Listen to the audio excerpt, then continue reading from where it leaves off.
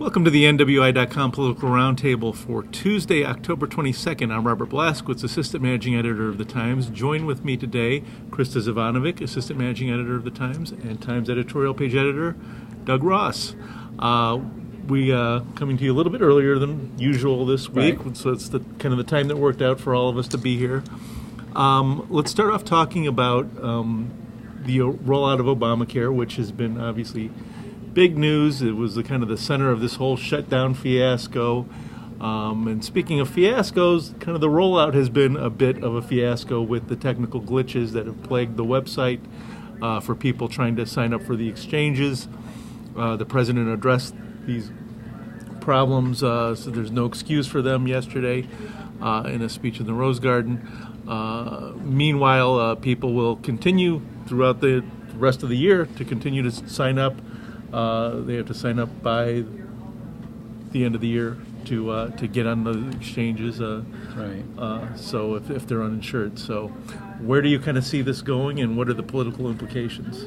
Well, I think Obama missed a golden opportunity. He could have said, "I didn't promise you a rose garden," but he did promise, that it would be simple and all of this stuff, and it's not. And part of the reason it's not simple is that you have to remember that we're not dealing with, one agency. You're dealing with, multiple states and multiple choices within each state. So it's a little more complex. Right. It still shouldn't. That's no excuse. I believe there are 36 states that are using the federal exchange. So it's kind of this massive, and I think that's more than they had expected, because there's so many states that basically have balked at participating, Republican states like our own, whose leaders are against Obamacare, have gone to the federal exchange, and it's kind of that in part has complicated the process. And it would have been ready and tested earlier, but they kept delaying it because first Congress kept trying to shoot it down, and then when they were unsuccessful with that, then they brought a suit. The suit was brought to the Supreme Court, then the Supreme. So really, they are 3 years behind. They didn't have the money. Congress wouldn't authorize the money, so they had to scramble around. Health Social Services had to scramble around to try and cobble together.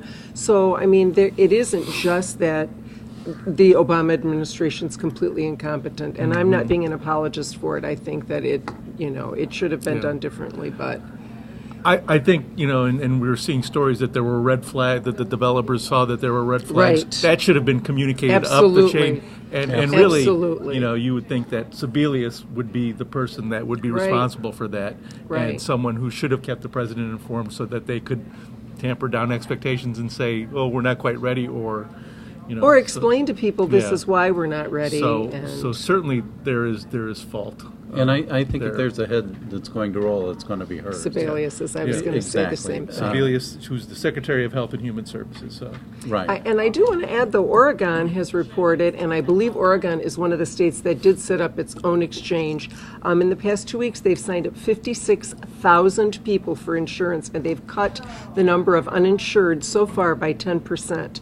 And I also heard last week in my car a conservative talk radio show, I believe it was on WGN, I can't remember, and one of the guys called in and he said he too was against it at first. He said he is in his early 30s, he's in the arts, he makes $24,000 a year. He said he has never had health insurance since he left his family at 18, and he said he doesn't mind paying out of pocket and have a $6,000 deductible because he's always had to pay the doctor out of pocket, but he said for him, what he's thrilled about is for $58 a month, because of his lower income, he is subsidized, lives in Illinois, is an Illinois resident. For $58 a month, he knows that if he breaks his leg or needs surgery, he can go to the hospital and be cared for and not have to declare bankruptcy because he's $200,000 in debt and be broke and bankrupt the rest of his life because of a broken leg or an appendicitis.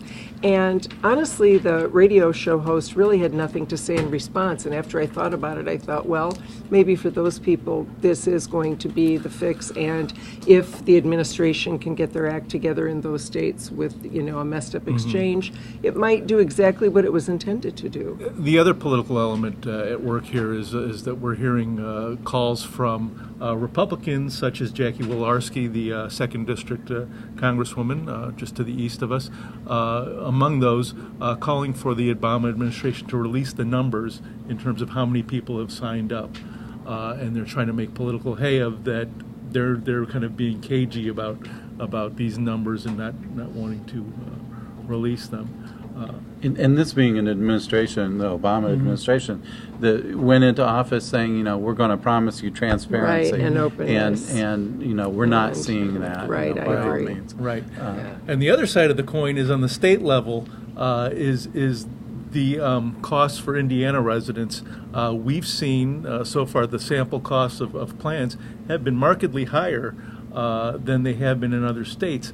And Doug, is this something that's maybe attributable to the fact that Indiana kind of has opposed, Indiana's leaders have kind of opposed really participating and getting on board with the Affordable Care Act? I think that's absolutely what it is. When you look at this, Indiana is, I saw a report today that said Indiana is among the top 10 most expensive states for individual health insurance plans.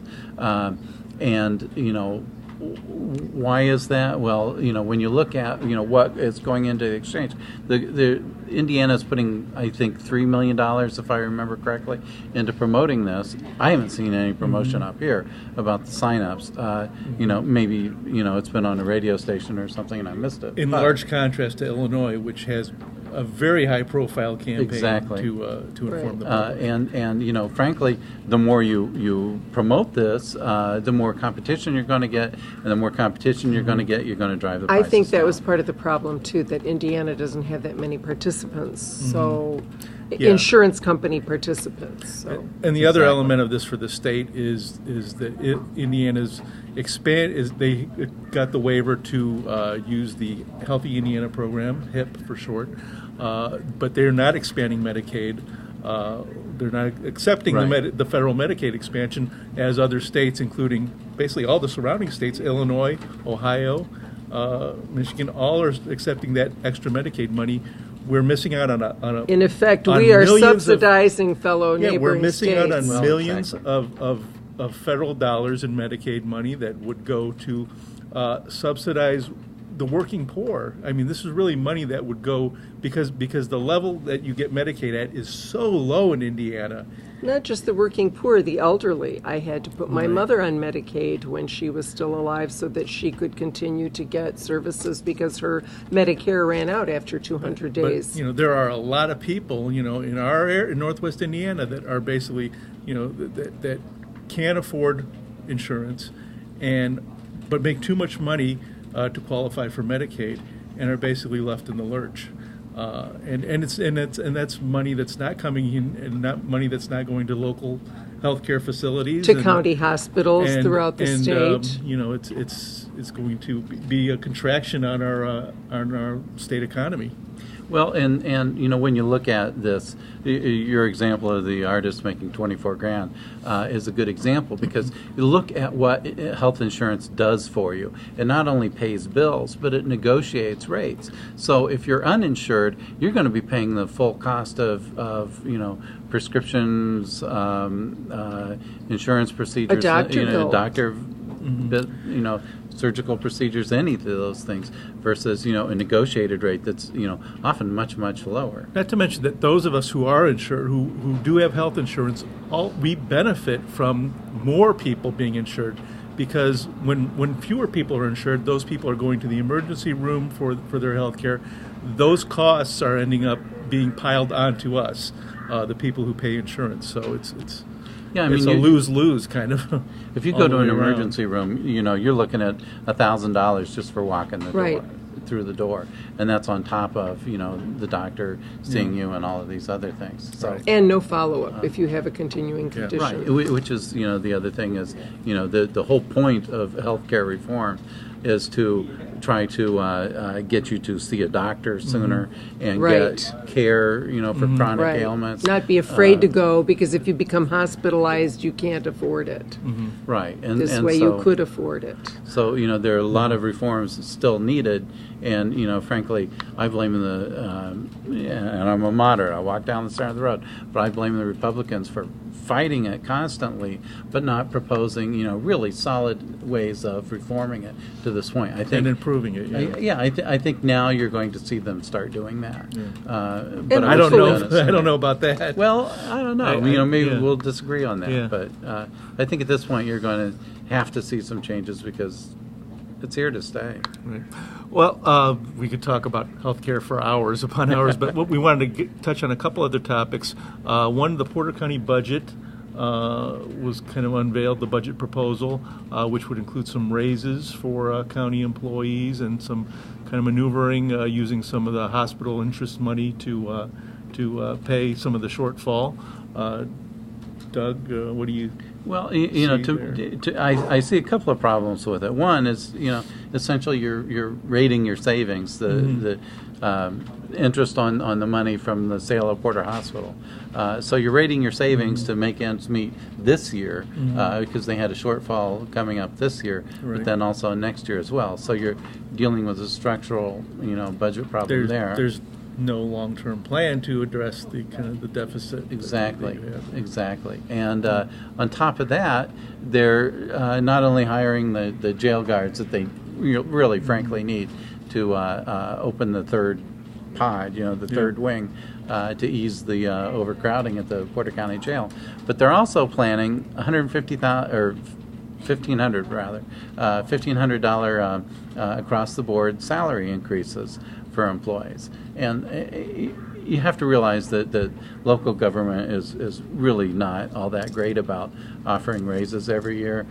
So years go by before they get raises. I understand that, but to me, this is an example of where you really need a better system of management, because an across-the-board raise is not as good as merit pay. How do you motivate your employees if everybody gets the same raise no matter what? I don't know what you think about it, but to me, that should be. I agree exactly. Yeah. Or some departments which may be flush with personnel and it's kind of easygoing. Other departments that are really strapped, and you have people that are busting their butts on a daily basis. Right. So, on another subject, moving over to Lake County, E911, we saw late last week some interesting developments on that front. One region came out with its recommendation for one single call center to use the vendor that has already been selected by the state, streamline the process, get it moving.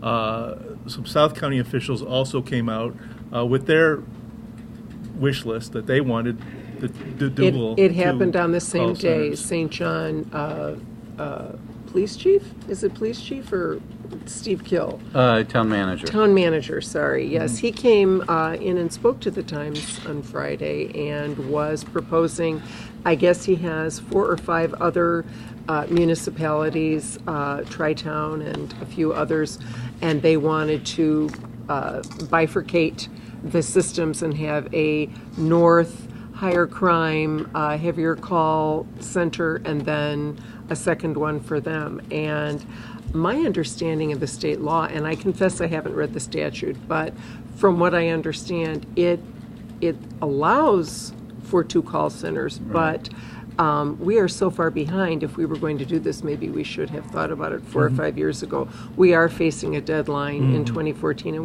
we stand to lose $2 to $3 million every year. So, there is the practicality of that. But on the other hand, I can understand the RDA's stance. I think that in the long run, it just continues the divide and the civil war between North and South. And I really think that harming the northern cities financially is not the way to help yourselves, because the financial drain on the north is eventually going to be a financial drain on the entire county. And one region who's recommending the one call center, obviously that's the whole bent of their organization, is that we're all in this together and we got to work together.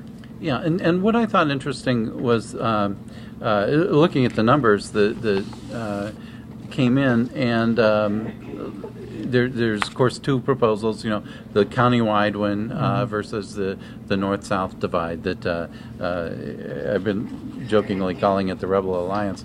The St. John, Lola signed off on this, Cherville signed off on this. Cedar Lake, Dyer.